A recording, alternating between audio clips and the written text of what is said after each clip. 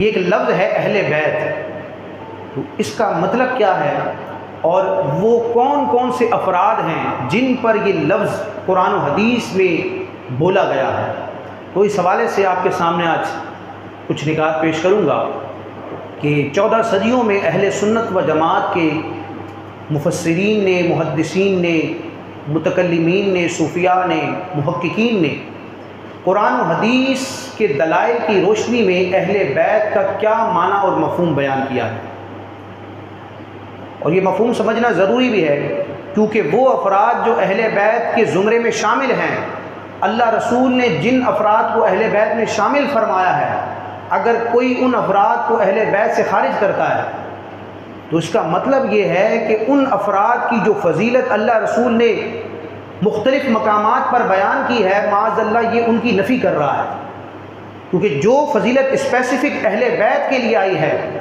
ان کے فضائل بیان ہوئے ہیں، اور اللہ رسول نے جن کو اہل بیت قرار دیا ہے، اگر کوئی بندہ ان میں سے کسی ایک فرد کو بھی خارج کرتا ہے تو گویا کہ معاذ اللہ وہ اس ایک بندے کی حق تلفی کر رہا ہے۔ تو قرآن و حدیث کے دلائل 14 صدیوں میں بالکل واضح ہیں، اس کے تحت میں خلاصتاً آپ کے سامنے بیان کروں گا، اور اس گفتگو کے بعد اگر آپ ریسرچ کریں، سیرت کی کتابوں کا مطالعہ کریں، احادیث کو دیکھیں، قرآن مجید کی آیات کی تفسیرات کو دیکھیں، اور علم عقیدہ سے متعلق جو علماء نے کتابیں لکھی ہیں ان کا مطالعہ کریں، یعنی اسلامک لٹریچر کا اگر آپ مطالعہ کریں گے تو آپ کو میرے جملوں کی صداقت نظر آئے گی، اور ایک نہیں اس کی سینکڑوں دلیلیں آپ کے سامنے ہوں گی کہ اہل بیت میں کون کون افراد ہیں۔ اللہ تبارک و تعالیٰ نے سورۃ الاحزاب میں اپنے محبوب علیہ السلام کی ازواج یعنی مبارک بیویوں سے کلام فرمایا، خطاب فرمایا، ان کو کچھ احکامات ارشاد فرمائے، یعنی ازواج مطہرات جو کہ مومنوں کی، مسلمانوں کی مائیں ہیں، قرآن نے ان کو امہات المومنین قرار دیا، تو امہات المومنین سے اللہ تعالیٰ نے کچھ احکامات بیان فرمائے، اور یہ ایک تسلسل ہے سورہ احزاب کی آیت نمبر 28 سے لے کر آیت نمبر 34 تک۔ یہ 7 آیتیں ایسی ہیں، آپ اس کی عربی عبارت پڑھیں، ترجمہ دیکھیں، تفسیر دیکھیں، آپ کے سامنے یہ واضح ہوگا کہ سورۃ الاحزاب کی آیت نمبر 28 سے 34 تک اللہ تعالیٰ نے اپنے محبوب کی ازواج سے کلام فرمایا، ان کو احکامات ارشاد فرمائے۔ انہی آیات میں آیت نمبر 33 کا جو آخری حصہ ہے اس میں اللہ تبارک و تعالیٰ ارشاد فرماتا ہے، انما یرید اللہ لیذھب عنکم الرجس اہل البیت ویطہرکم تطہیرا۔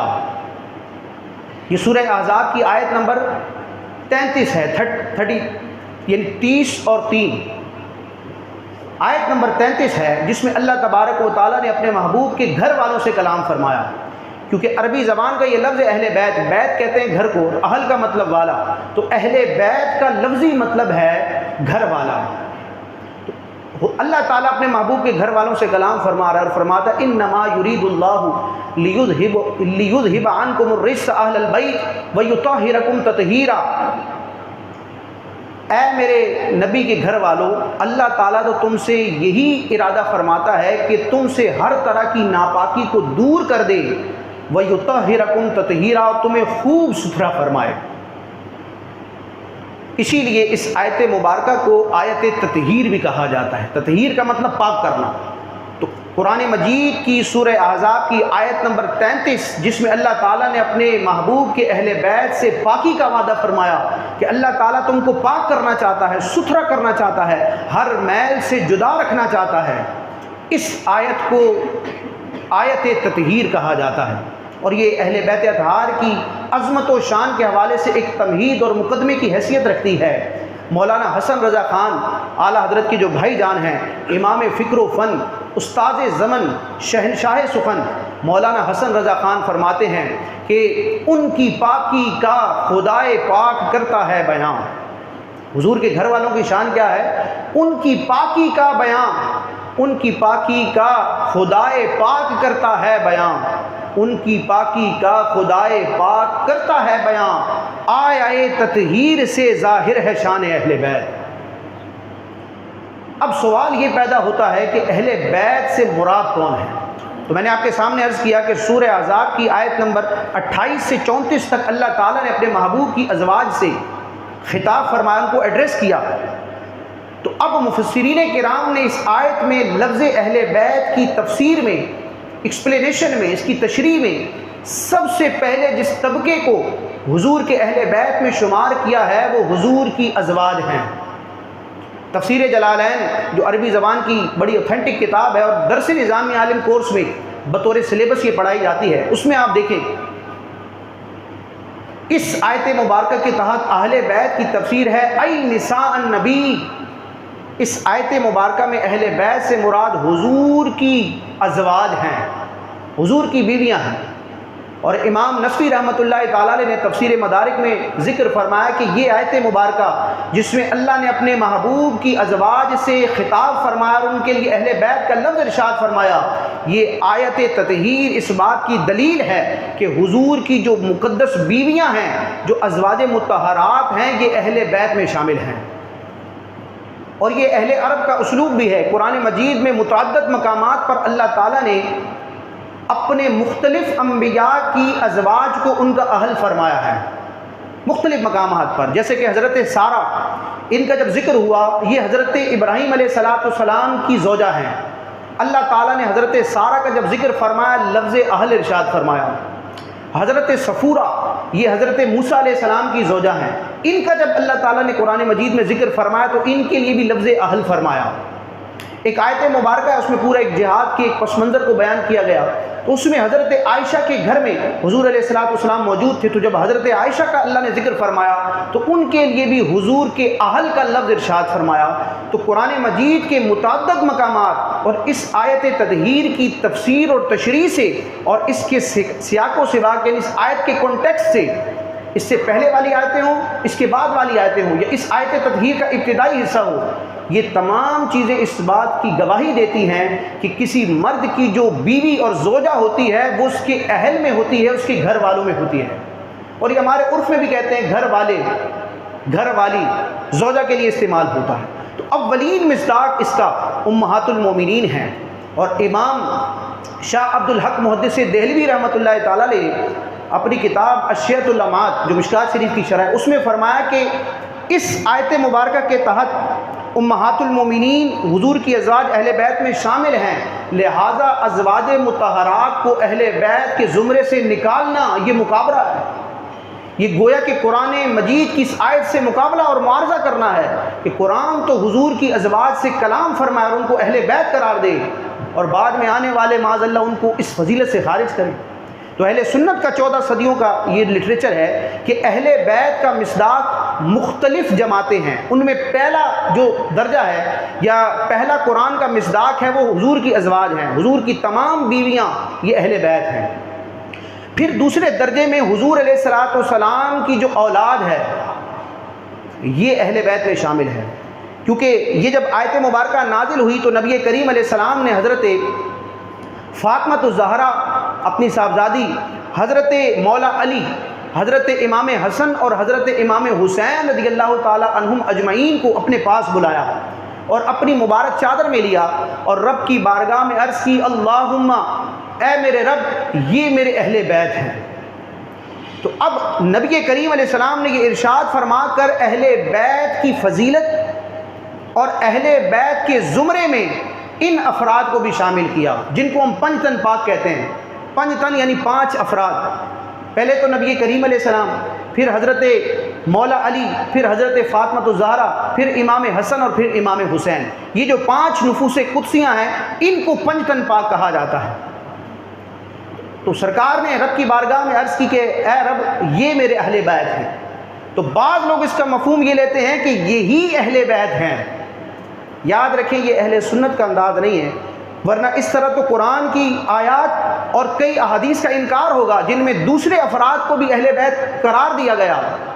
تو یہ جو 5 تن پاک ہیں، حضرت فاطمہ الزہرا، مولا علی، امام حسن حسین، یہ بھی اہل بیت ہیں اور ان کے علاوہ بھی اہل بیت ہیں۔ تو آسان انداز میں اس کو یوں سمجھے کہ حضور کی تمام ازواج اہل بیت، نبی پاک علیہ السلام کی تمام اولاد اہل بیت، پھر علماء نے ذکر کیا کہ نبی کریم علیہ السلام کے خاندان کے وہ رشتہ دار، خاندان کے وہ افراد جو اہل ایمان تھے اور جو بنو ہاشم سے تھے، قبیلہ بنو ہاشم سے تھے اور مسلمان تھے، جن پر زکوٰۃ لینا حرام ہے، جن کو فرض صدقہ نہیں دیا جا سکتا، تو حضور کا جو خاندان ہے بنو ہاشم، یہ بھی حضور علیہ السلام کے اہل بیت میں شمار ہوتے ہیں، اور اس میں 5 فیملیز آتی ہیں: آل عباس، آل علی، آل حارث، آل جعفر، اور ایک آل عباس، آل علی، آل حارث، آل جعفر، اور ایک نام میرے ذہن میں ابھی مستحضر نہیں ہے۔ تو یہ وہ افراد ہیں کہ جو نبی کریم علیہ السلام کے رشتہ دار ہیں، خاندان کے افراد ہیں۔ آل عقیل، یہ دوبارہ سن لیجئے، آل عباس، آل علی، آل جعفر، آل عقیل اور آل حارث، یہ بنو ہاشم ہیں۔ یہ وہ 5 خاندان ہیں جن کو زکوٰۃ نہیں دی جا سکتی، کیونکہ یہ حضور علیہ السلام کے قرابت دار ہیں۔ تو علماء نے کئی احادیث کو دیکھتے ہوئے ان افراد کو بھی اہل بیت میں شمار کیا ہے، یعنی کہ حضرت مولا علی، ان کے بھائی حضرت جعفر طیار ہیں، حضور کے چچا حضرت عباس ہیں، یعنی خاندان نبوت کے جو افراد ہیں بنی ہاشم سے، یہ تمام اہل بیت میں شامل ہیں۔ پھر اس سے بڑھ کر اگلا درجہ آتا ہے حضور کے ان صحابہ کو جو حضور کے خصوصی خادمین تھے، ان خادمین کو بھی نبی کریم علیہ السلام نے اپنا اہل بیت فرمایا ہے۔ یہ چوتھا درجہ ہے، جیسے کہ حضرت زید بن حارثہ، یہ حضور کے غلام تھے، اور ان کے پھر بیٹے حضرت اسامہ بن زید، یہ بھی صحابی ہیں، یہ بھی حضور کے جانثار تھے، حضور کو ان سے بڑی محبت تھی۔ تو ان کے لیے بھی نبی کریم علیہ السلام کے ایسے ارشادات ملتے ہیں کہ یہ حضور کے اہل بیت میں ہیں، یعنی حضرت اسامہ بن زید جو ہیں، اسامہ بن زید، ان کے لیے حضور نے فرمایا کہ مجھے اپنے اہل میں سب سے پیارا وہ ہے جس پر اللہ نے بھی انعام کیا اور رسول نے بھی انعام کیا، اور اس سے مراد اسامہ بن زید ہیں۔ تو یہاں حضور نے اہل کا لفظ ارشاد فرمایا۔ اسی طرح حضور کے ایک عظیم صحابی ہیں حضرت عبداللہ بن مسعود رضی اللہ تعالیٰ عنہ، نے نام سنا ہوگا۔ یہ خلفائے راشدین کے بعد ساری امت میں سب سے بڑے مفتی تھے، یعنی ایک تو فضیلت کی ترتیب ہے کہ خلفائے راشدین کے بعد دیگر عشرہ مبشرہ کے افراد، پھر اصحاب بدر، پھر اصحاب احد، یہ فضیلت کی ترتیب ہے، لیکن علم کے اعتبار سے، دین کا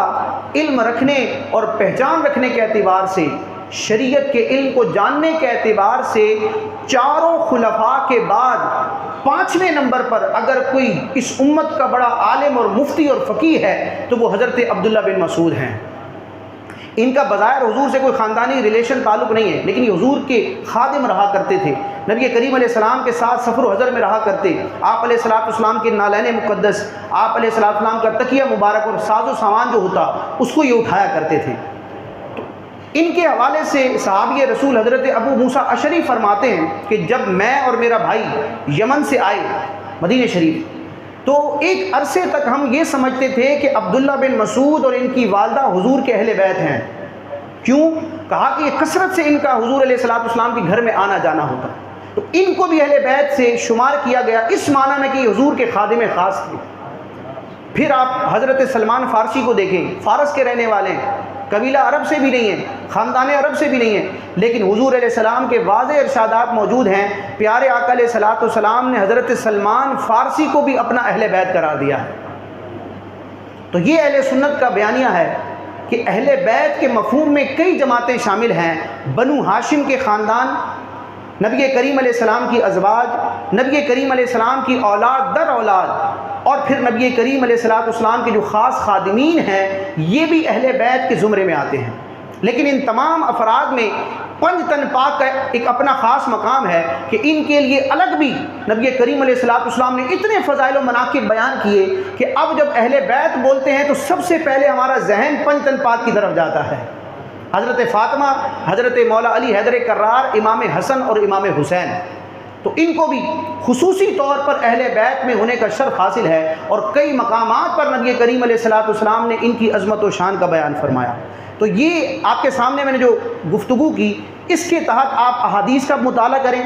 سیرت کی کتابوں کو دیکھیں، تو آپ کو اس چیز کے 14 صدیوں میں شواہدات ملیں گے کہ امت کے بڑے بڑے ائمہ نے، مجتہدین نے، محدثین نے ان افراد کو اہل بیت قرار دیا، اور خود سے قرار نہیں دیا، کیونکہ کسی بندے کو کسی فیملی سے قرار دینا کہ فلاں فلاں قبیلے کا ہے یا نہیں، یہ ہمارے اختیار میں نہیں ہے، ہمارے کہنے سے کوئی نہیں ہوگا۔ تو ان کے حوالے سے جو قرآن و حدیث میں دلائل موجود ہیں، ان حدیثوں کو، روایتوں کو صحابہ کرام اور حضور علیہ السلام کے لب و لہجے کو دیکھ کر، پڑھ کر، پھر امت نے یہ فیصلہ کیا ہے کہ یہ تمام افراد اہل بیت ہیں۔